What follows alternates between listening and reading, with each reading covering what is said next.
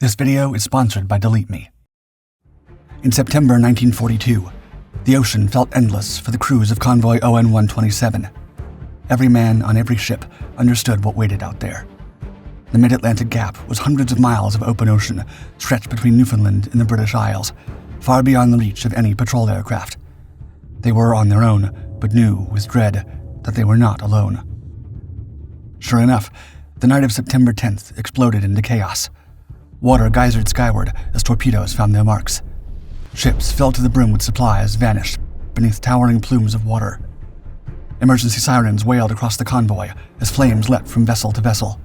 Desperate gunners aboard the escorts swung their 20mm turrets wildly, firing illumination rounds that briefly lit the churning sea, revealing only glimpses of German U-boats before they disappeared again into the darkness.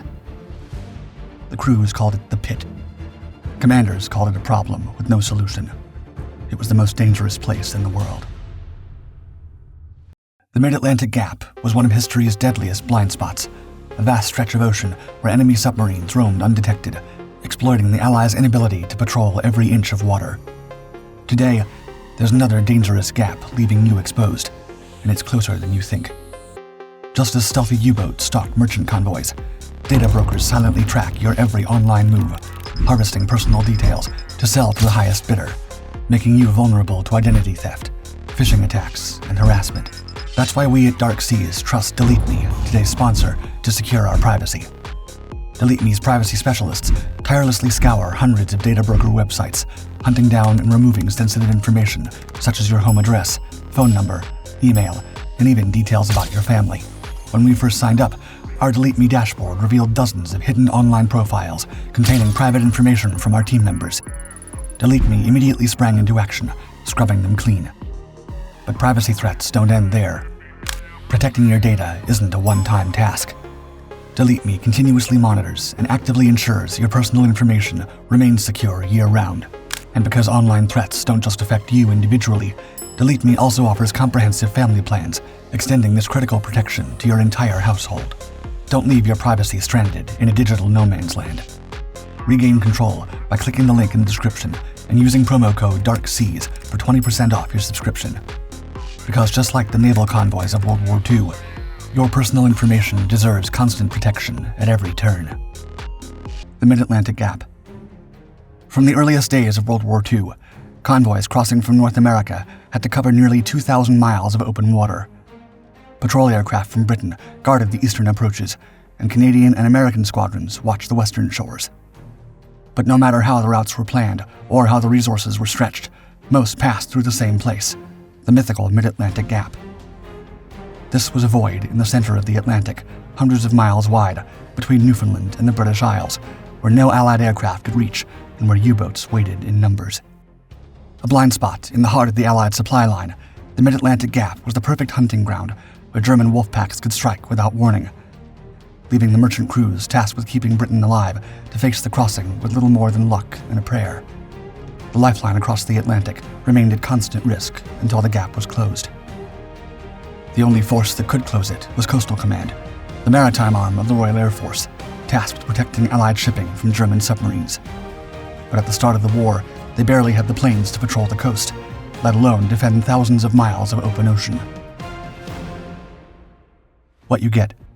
In 1939, Coastal Command's arsenal was closer to a museum collection than a modern air force. The aircraft available were few in number and already years out of date. Patrols over the Atlantic flew in Avro Ansons and Vickers Wildebeests, relics with no place in a modern war. When even those were unavailable, pilots climbed into Tiger Moths, small training biplanes, sent up more to be seen than to fight, as they could neither track nor attack U-boats. While Coastal Command tried to hold the line with whatever they were given, Bomber Command took the best of what the British industry could build, leading all newest and longest-range aircraft to fly to Germany and its borders to bomb targets.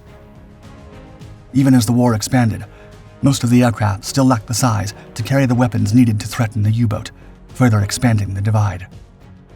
What they needed most arrived only in small numbers, beginning in mid-1941. The American-built Consolidated Liberator GR-1 was a new model with the range to patrol deep into the Atlantic. For the very first time, there was something capable of covering the waters U-boats had once considered safe. But once again, most of the newly built Liberators were sent to the Pacific, patrolling the vast spaces between Hawaii, the Solomon Islands, and Australia. Coastal Command was left waiting and received only a handful. By 1942, just 2 squadrons of Liberators operated over the North Atlantic. Whenever the codebreakers at Bletchley Park lost track of the U-boats, these few aircraft became the only way to know where the wolf packs were gathering or when they would strike. But U-boat commanders knew precisely where to wait. The mid-ocean routes between Nova Scotia and Liverpool offered convoy after convoy, each following a predictable path, straight through waters no aircraft could reach. Convoy with no return. By the autumn of 1942, the U-boat war shifted. With Allied aircraft patrolling the American coastline and convoy defenses tightening in the western Atlantic, Admiral Karl Dönitz turned his attention back to the open ocean. The Atlantic offered space to maneuver, far from the reach of patrol planes. There, in the center of the mid-Atlantic gap, convoys still crossed unprotected, following routes as fixed as rail lines. For U-boat crews, this was the last remaining corner of the planet where an attack could unfold without warning from the skies. When Convoy ON 127 left Liverpool on September 5th, bound for New York, it sailed straight into danger. 33 merchant ships moved westward at barely 8 knots, escorted by a Canadian group of destroyers and corvettes. For the first few days, the Atlantic was quiet. But by the night of September 10th, they were no longer alone. A wolf pack of 13 U-boats closed in, surfacing after dark to take up positions along the convoy's path. The first torpedoes struck just after midnight, sending 2 freighters under within minutes, dragging on the fight for what seemed like forever. By dawn, the attack had already claimed 4 ships. As the convoy continued west for the remainder of the trip, the U-boat stayed with them, launching strike after strike, night after night. For 4 days, the attacks did not let up. Somewhere above the convoy, a single VLR Liberator from 120th Squadron made patrols over the gap, but against 13 U-boats, one small patrol plane could do little but watch. With no aircraft overhead and limited escort support, the convoy had no choice but to keep moving, scattered across the waves in small, broken groups. In all, 11 merchant ships were sunk, each one carrying valuable cargo Britain would never see. While the men of Coastal Command were sure the battle might have ended differently if they had more planes, the gap remained open. No way to stop them. With shipping losses rising and convoys bleeding away by the week, the pressure on the United States grew. At the time, the war of attrition in the Atlantic was turning against the Allies, and unless something changed, they risked losing the battle and the lifeline to Britain entirely. In the weeks that followed for ON 127, the few long-range aircraft that Coastal Command could spare began to make their presence felt along the gap. When Convoy ON 131 came under threat a few weeks later, with 15 U-boats converging on its position, they found the skies above the convoy already occupied. VLR Liberators arrived in time to break up the attack, forcing the Wolfpack to scatter and finally sinking 2 submarines before the convoy could be encircled.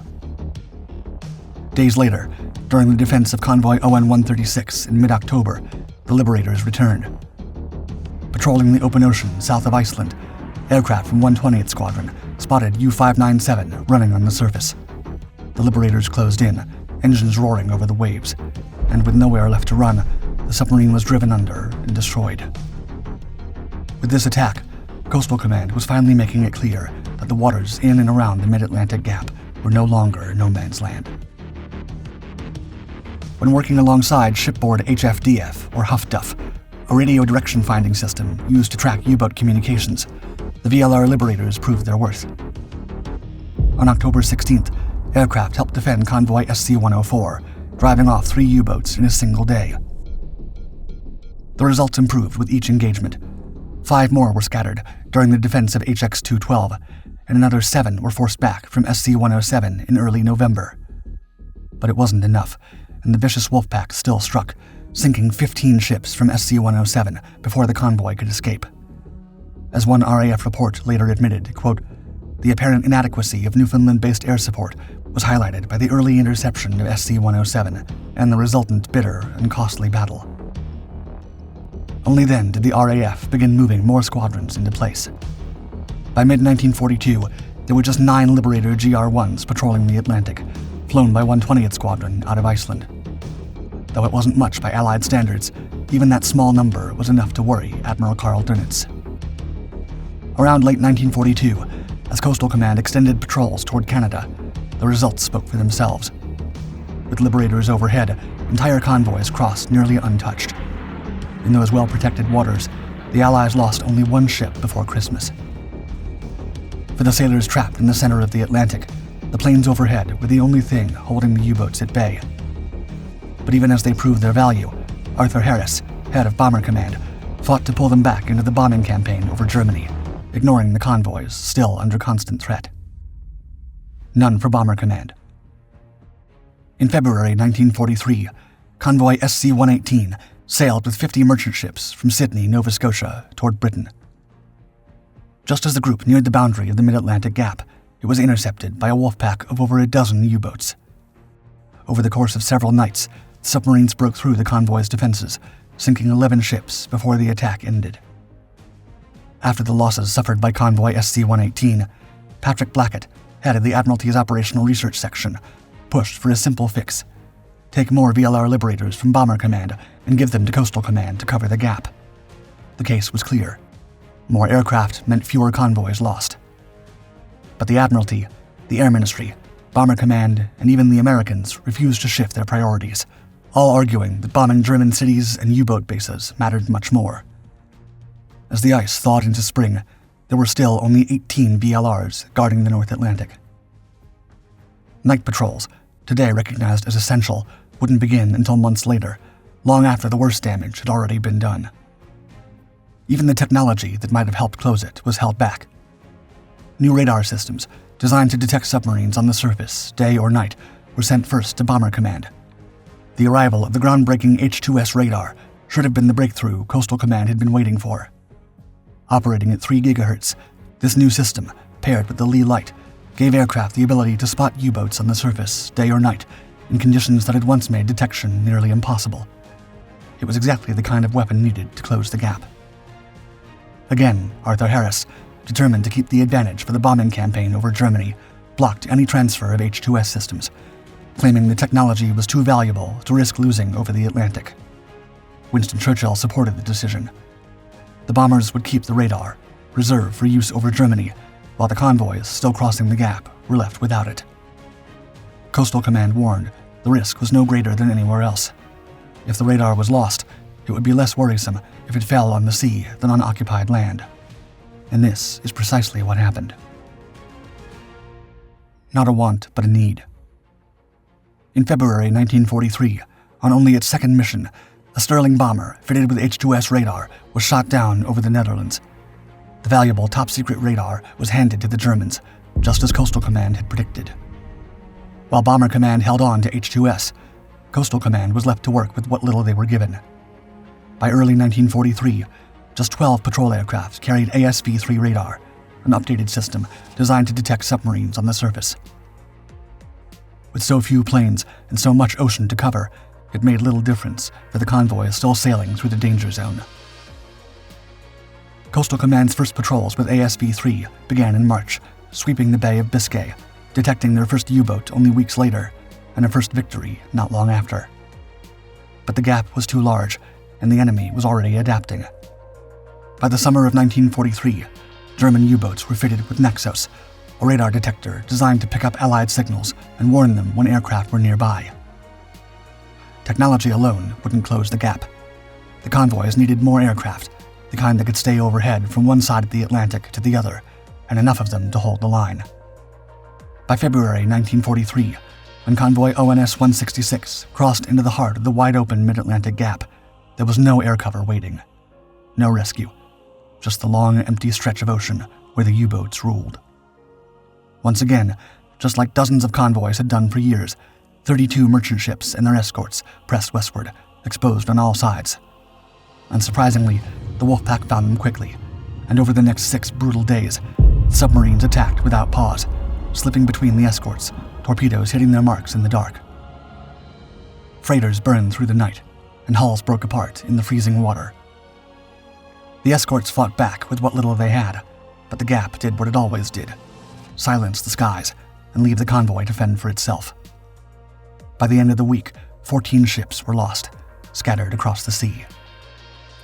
ONS 166 wasn't just another convoy. The losses were proof the gap could not stay open any longer. With every ship sunk in those waters by U-boats, the war itself edged closer to the breaking point. Soon, there would be nothing left to protect. Just as the need could no longer be ignored, in early 1943, Admiral Ernest King of the United States Navy took control of American anti-submarine aircraft and brokered a deal to trade B-24 Liberators to where they were needed most. The end. The breakthrough came at last. In March 1943, after years of pleading and months of bitter losses, the number of VLR Liberators in Newfoundland finally increased. Quickly, the Canadians proved they were more than capable of taking on the job. Reinforcements arrived in time, but only just. Even with the boost, the total number of long-range aircraft patrolling the gap only reached 38, just enough to make the U-boats start looking over their shoulders. Then came the Americans. The arrival of the 25th Anti-Submarine Wing, flying B-24s equipped with H-2S radar, brought fresh strength to the long-range patrols. Their presence freed up Coastal Command's Liberators, sending them deeper into the gap and over the convoys that needed them most. At the same time, the skies over Newfoundland filled with USAAF fortresses and more medium-range Liberators, while the decks of the convoys themselves bristled with the growing presence of escort carriers. This was still not enough to cover the entire ocean, but for the first time, there were signs of change. Patrols grew heavier. The U-boats began to feel the pressure, and as more escort carriers arrived to cover the convoys below, the Allies finally started to reduce the gap. By May, aircraft were now overhead from one side of the Atlantic to the other. The U-boats found themselves hunted in waters they once controlled. When Convoy ONS-5 crossed through the heart of the gap that month, the wolfpacks came as they always had. This time, the escorts and aircraft were waiting. Throughout a brutal battle that lasted nearly a week, the Germans lost 16 U-boats, a disaster from which they would never recover. That month, 41 U-boats were sunk across the Atlantic. After nearly 4 years of attacks, the hunters had become the hunted. The mid-Atlantic gap, once the most dangerous place on Earth for a convoy, was closed. And with it, so was Germany's last chance to starve Britain into defeat. Every mile of the crossing now had aircraft overhead. Every convoy had air cover, from departure to destination. The supplies kept moving, and the road to victory in Europe stayed open. Special thanks to Delete Me for sponsoring this video. Secure your privacy from hidden online threats. Click the link below and use promo code DARKSEAS for 20% off. Stay vigilant, stay protected. Activate Delete Me today.